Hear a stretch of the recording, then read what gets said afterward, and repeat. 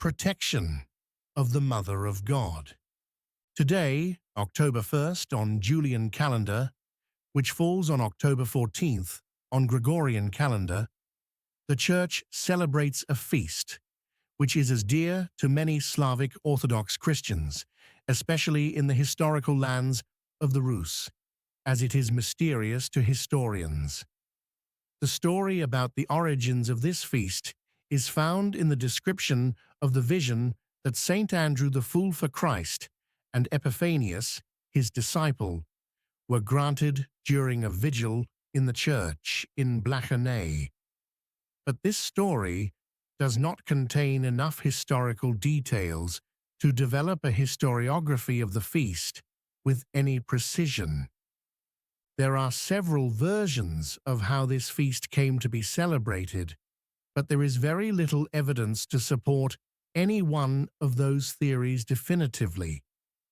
One of the theories that seems to have the most scholarly support proposes that the feast was initially unknown in Byzantium and was first introduced by Prince Andrew of Vladimir Suzdal in the 12th century. The Slavonic liturgical service for this feast, as well as a beautiful white stone church built in its honor near Vladimir, both date to the 12th century. The Greek service for the Feast of the Protection of the Mother of God on October 1st was not composed until the 19th century. A second service to be celebrated on a separate day, October 28th, was composed in the 20th century. There are also no known Byzantine icons of this feast. The oldest known image is in Novgorod and dates to the 13th century. And yet, according to the 10th century life of St. Andrew the Fool for Christ and the 12th century Rus liturgical service, the event took place in Blachanae, a suburb of Constantinople. The precise dating of the event that gave rise to the liturgical celebration is not easy to perform, due to the lack of historical details as well as inconsistencies in various extant records, of which there are over 100. The oldest surviving fragment dates back to the second half of the 10th century, but it states that Saint Andrew, one of the two people who saw the apparition of the Most Holy Theotokos, lived in the 5th century.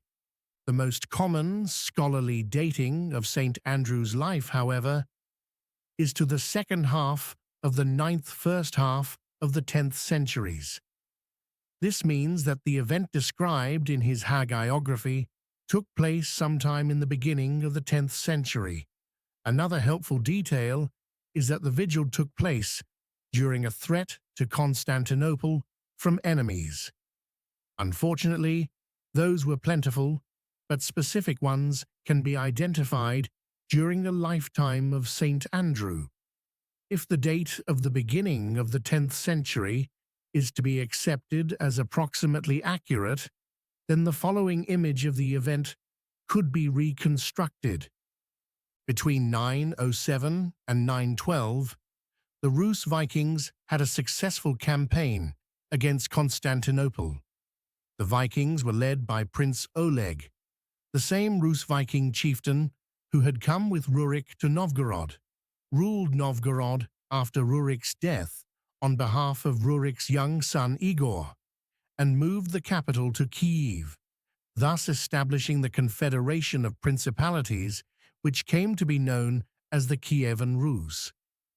The Vikings threatened Constantinople several times during the course of their campaign, although they never actually sacked it, and eventually forced the Byzantines to sign a peace treaty, granting them, among other things, the right to use Constantinople bathhouses. Apparently, the right to use bathhouses was of some importance to the Rus, and the sauna culture is still prominent both in Scandinavia as well as in the historical lands of the Rus. During one of the sieges, the Byzantines were gathered in the church in Blachanae for a vigil, and fervently prayed for deliverance from the Viking threat.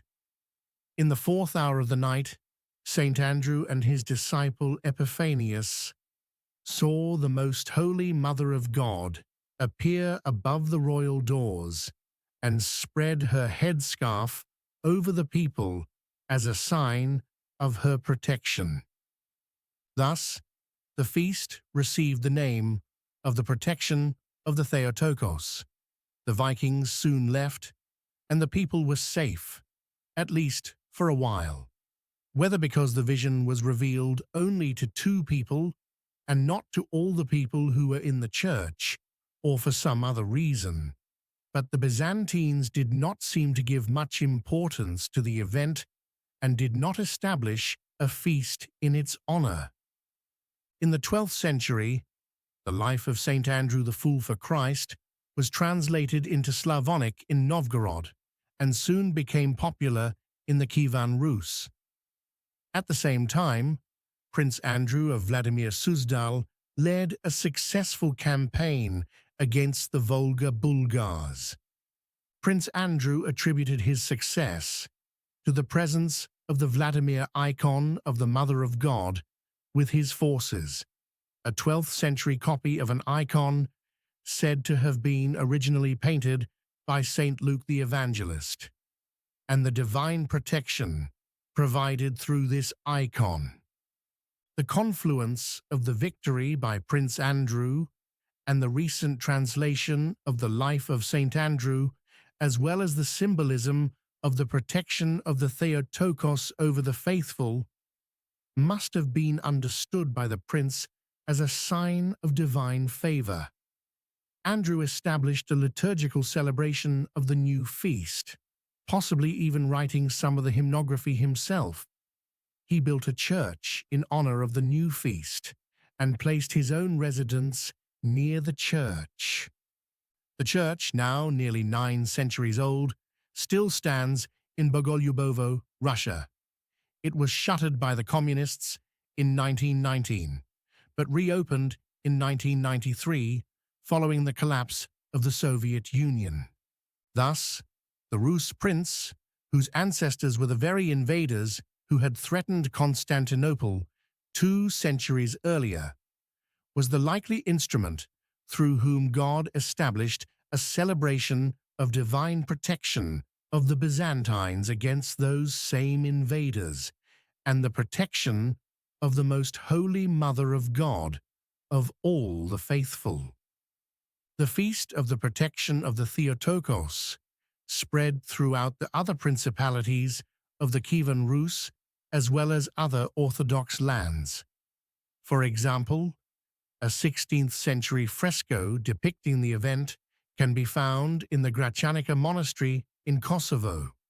Eventually, albeit almost a millennium later, the feast of the protection of the Most Holy Theotokos was also recognized by the Patriarchate of Constantinople. The liturgical calendar for the Greek Orthodox Archdiocese of America lists this feast under the date of October 28th. Last but not least, please share Phroneo with your friends and relations, lest you be besieged by a horde of Vikings. And if you are so inclined, please consider becoming a paying subscriber. It is only $5 per month, far less than the price of admission to a Byzantine bathhouse. May we all find refuge and safety under the sacred veil of the Most Holy Mother of our God.